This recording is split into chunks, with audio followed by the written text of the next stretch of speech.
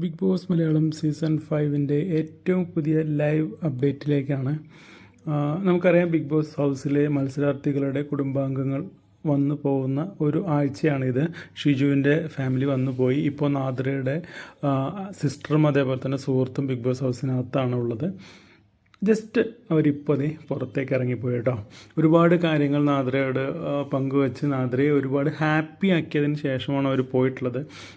നാദ്രയുടെ ജീവിതത്തിൽ ഒരുപാട് കാര്യങ്ങൾ നഷ്ടപ്പെട്ടു എന്ന് കരുതിയിരുന്ന ഒരുപാട് കാര്യങ്ങൾ തിരിച്ച് കിട്ടി എന്നറിഞ്ഞ സന്തോഷത്തിലായിരിക്കും നാദ്ര ഇപ്പോൾ ഉണ്ടാവുക.